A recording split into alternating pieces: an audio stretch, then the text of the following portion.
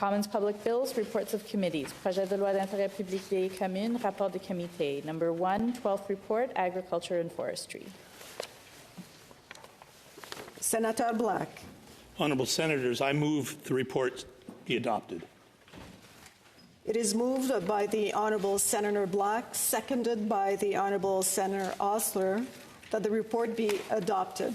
On debate, Senator Black.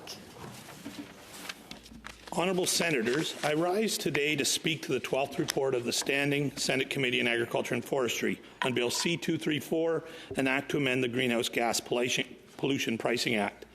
I am pleased to advise that we held 7 meetings. We heard from 24 witnesses and received 21 written briefs. And I would like to add, in comparison, the other place held only 5 committee meetings on this bill.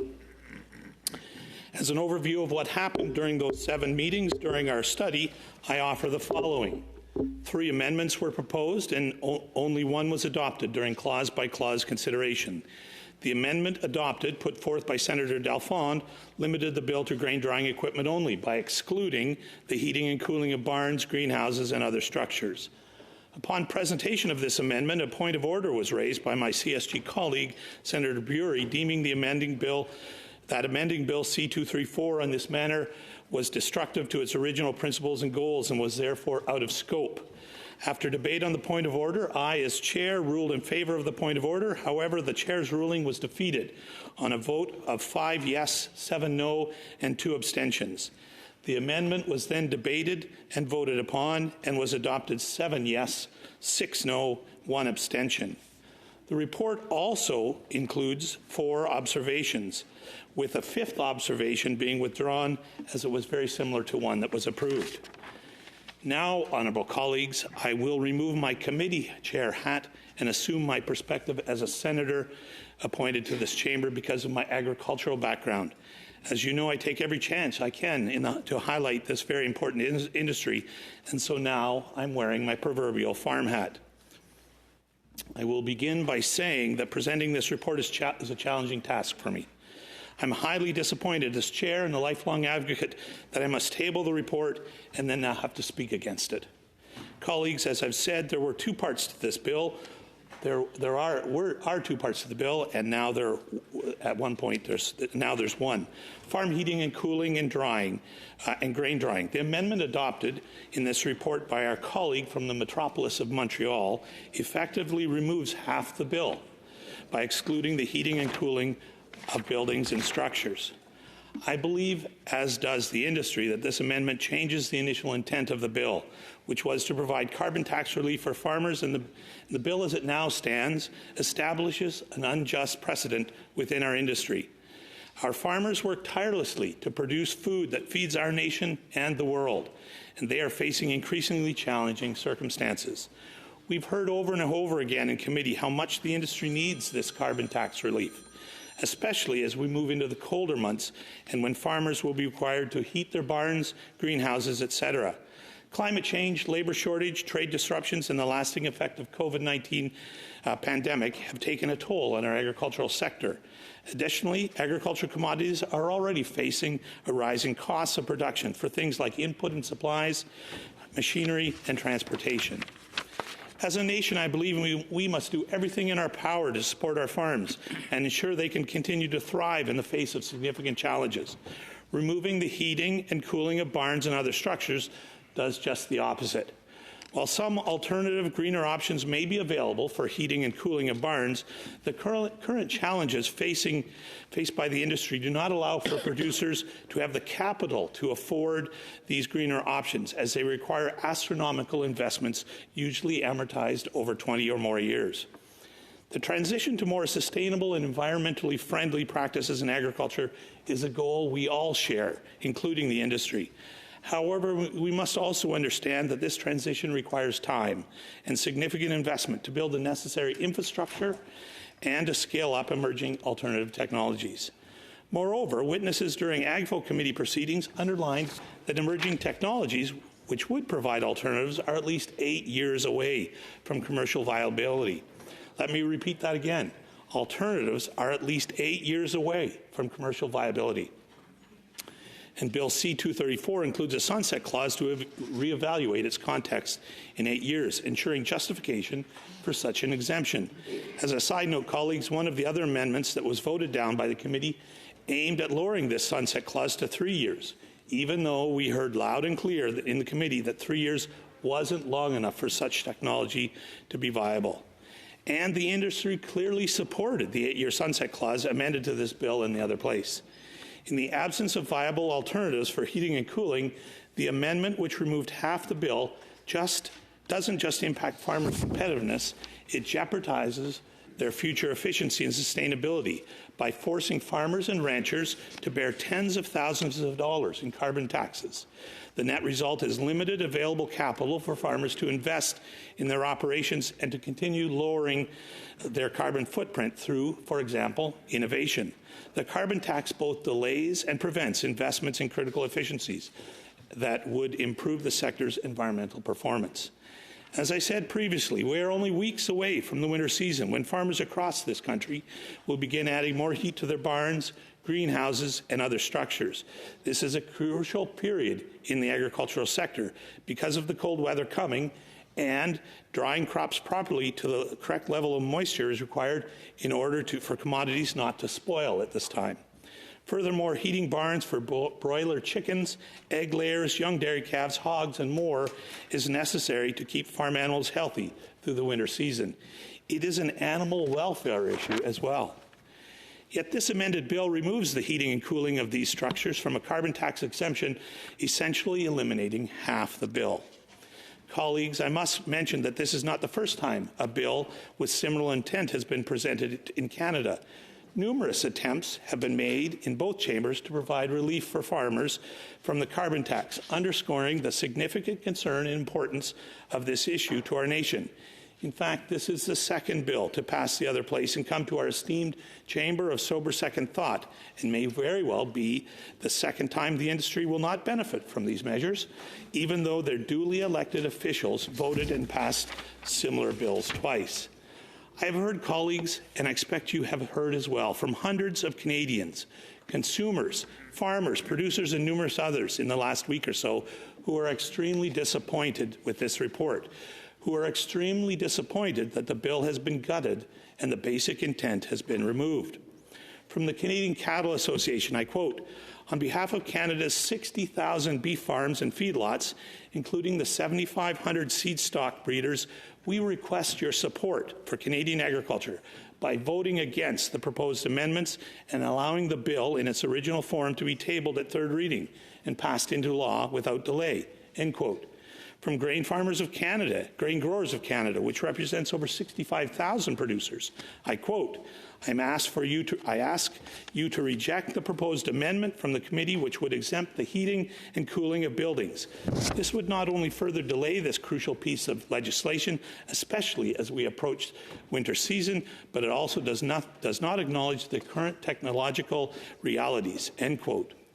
From Larry Davis, a cash crop farmer in Ontario, I quote, "Not only does this amendment change the intent of the bill, which had received multi-party support in the House, it also jeopardizes the bill's passage by adding considerable delays and sending it back to the House." End quote. Honourable colleagues, this is merely a small fraction of what I've heard from people across our great country in the last week. It's evident that our agricultural sector has been greatly let down by this report. Further, they've been let down by our honourable colleagues who never attended one meeting in the committee to hear from witnesses about the need for this exemption, but instead were parachuted into the committee only for clause by clause. Farmers, ranchers, and processors must maintain their competitiveness within Canada's economy. The carbon tax disproportionately affects them despite their role as stewards of the land and an essential part of this nation. Moreover, the sector plays a crucial role in preserving Canada's environment and the fight against climate change. In fact, many farmers have been actively employing various carbon sequestration methods to enhance their farmland productivity, to protect the land, and to continue to produce the great food that we all get to eat 365 days a year.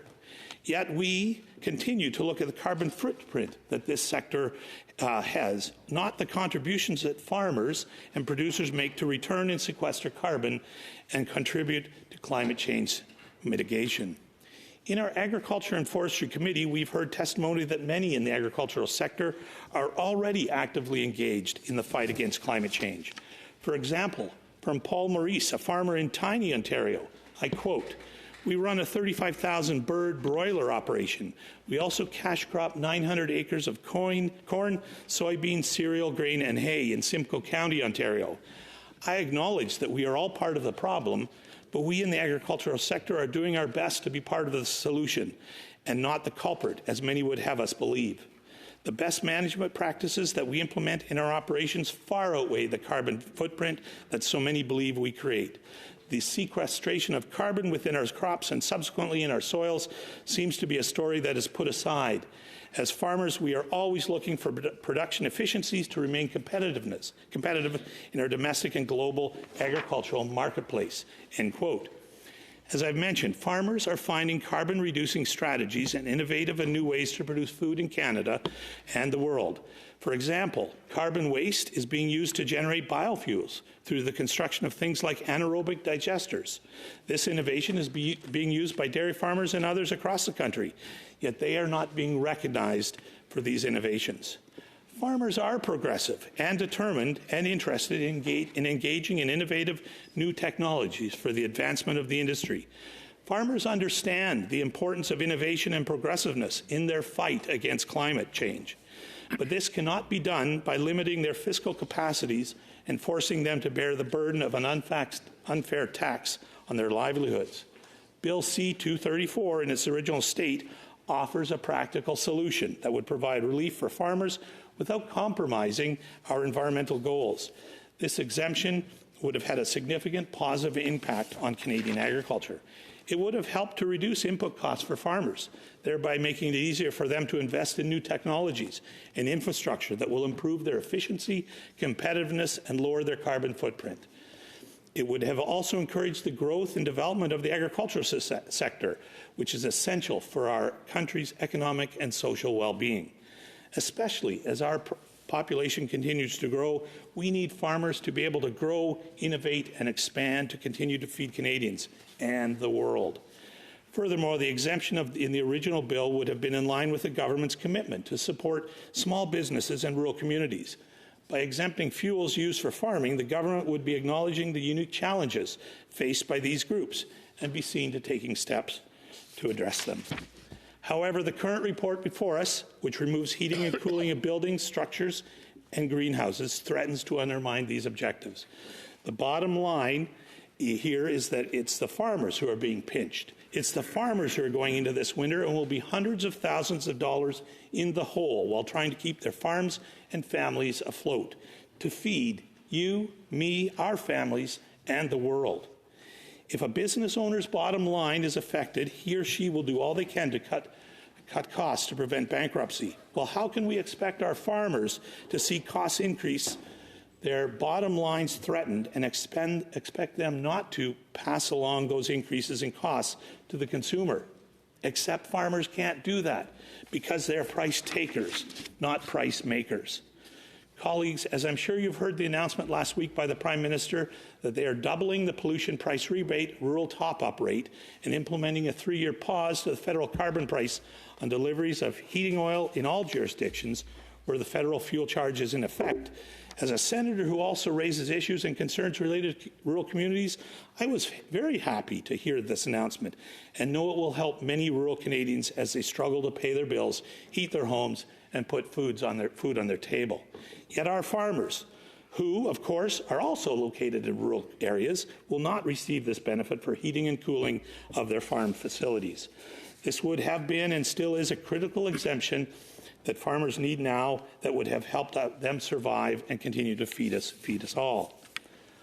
Why are we burdening ranchers and growers with taxes, sometimes reaching tens of thousands of dollars, and in some cases, much more, and limiting their ability to adopt technology in the future? Why are we hindering our national food security and food sovereignty? Why are we causing farmers this grief and further delay? So, colleagues, having said all this, as a senator that many of my honourable colleagues come to with questions about agriculture, I turn to you now and respectfully request that you vote down this report. Vote it down for our farmers. Vote it down for our your local producers. Vote it down to ensure that the increased costs don't cause our food to continue to skyrocket and cost more. Whatever your reason, I ask that you vote this report down and return the bill to its original state and return it unamended to the other place post-haste so that our farmers don't have to the burden of this carbon tax now. And with that, I'll take off my agricultural hat and say thank you to the Library of Parliament and analysts, the clerk, and all the committee staff for their... Thank you, Senator Black.